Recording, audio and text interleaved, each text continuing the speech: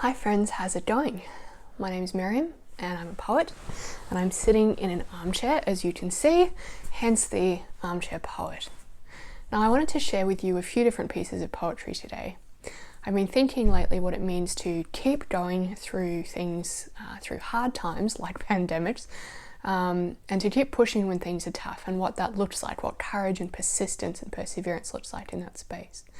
And I've also been thinking about the idea that sometimes the hard times, sometimes they are just hard, but sometimes they're also the beginnings of something new and something better, if we let them be. So I wanted to share a few pieces with you today from two books. One of them is mine, The Common Condition, Poems and Prose, so that was my first book. And one of them is a collection called Hagar Poems by a poet called Mohsa Khaf, or Kaf. I'm probably mispronouncing that. But she's a brilliant poet who I discovered recently, so I wanted to share one of her pieces with you. I'll start off with this one here on courage. Now this one was written for and performed at a friend's wedding reception many years ago. But I think it applies outside of weddings too. I think it's still relevant. And it goes like this. It's called Courage is Stubbornness Pointed in the Right Direction. Now we've all heard that courage is not the absence of fear, but the willingness to continue in the face of fear. But I think perhaps there's more to it. See, courage is taking the cat of fear to the vet. It stretches and yowls in your arms, occasionally swiping you across the face, its bugged eyes and flattened ears, the metamorphism of your thumping heart. And although it should be tiring with time, it actually gets more frantic the closer you get, shaking and shredding the cardboard box you used in place of an overpriced cat cage. And courage is responding to the panicked yowls of your heart with an ever more determined grip. Courage is each gasp of breath you take between strokes. The salty water stings your eyes each time you submerge, and your lungs won't stop hurting and your legs won't stop aching, but you will not stop your kicking, your splashing, your gasping breaths of unglamorous, asthmatic courage. Courage is the alarm you choose to heed every bloody morning. It drills an ache through your skull, and it will seem that getting up is the worst thing in the world, but you do. You do. Damn it, you do. Because what else can you do with that bloody alarm? Because life doesn't stop for you.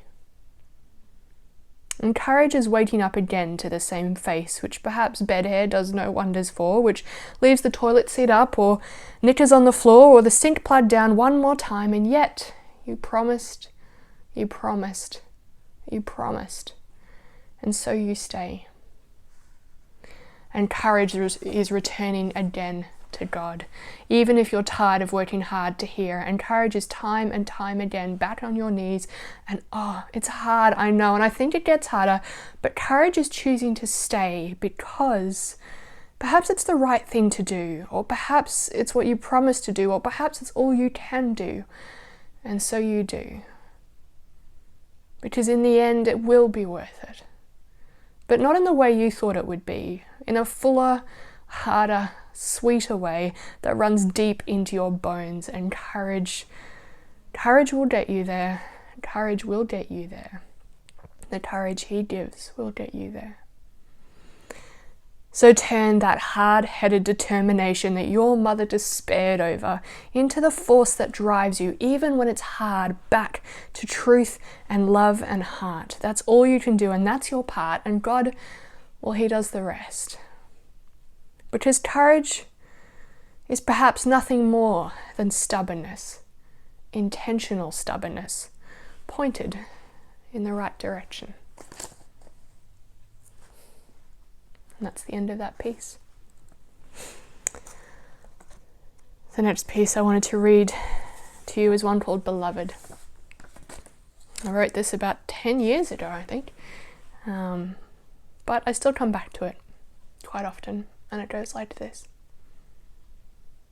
And so we sit here, And all the ambitions of the world, all the questions of our generations, and the one past and the ones to come, sit in our shoulders and bounce around our busy brains, and every desire to just be better, better, best, to just be good, lovable and desirable and incredible and worshipable, all of them twist around and around and around.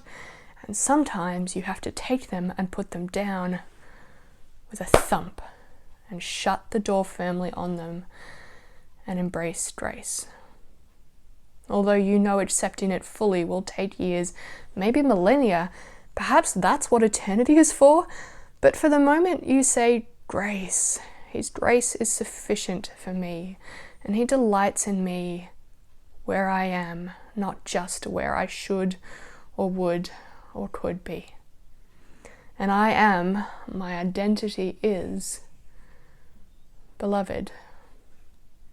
Say it, though you don't feel it, and put those questions and doubts to bed again one more time, in the hope and ambition that one day they will forget to wake up and leave you be, in the certainty that all you have left is, and all you need to be is, beloved.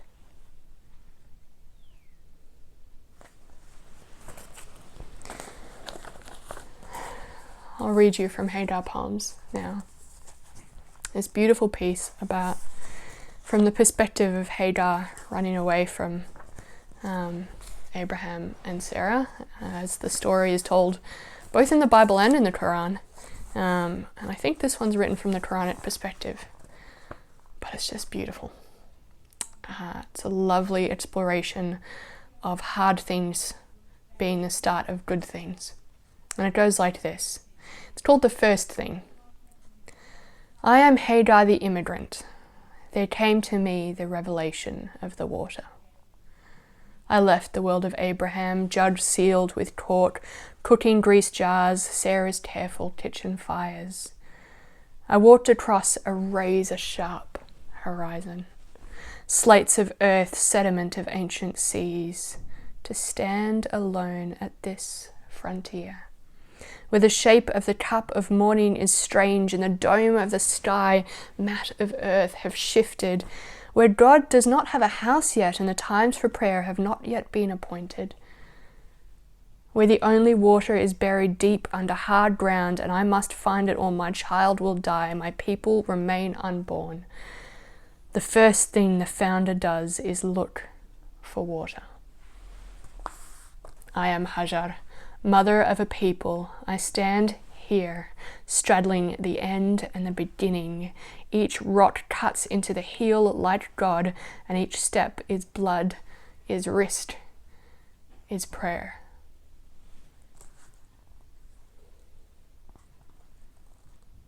I wonder if we are straddling an end and a beginning in this strange season.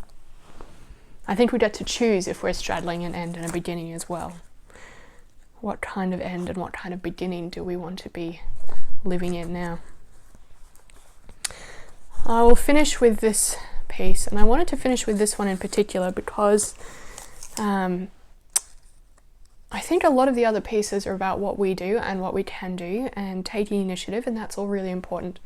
But the thing that I find most comforting, that I'm returning to constantly, is that in the end, sitting with Jesus, it's not about what I'm doing or what I can do or should do. It's about what he's doing, and it's about being still with him. And that's where I find my comfort.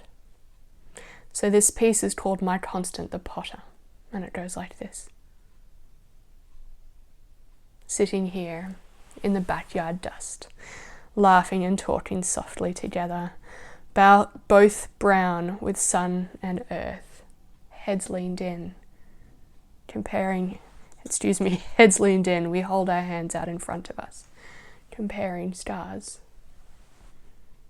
The gnarled lumps and ridges of Lonago panes, I show mine for discussion, zigzags and small notches and long winding tracks, some fresher and tighter, some older and whiter.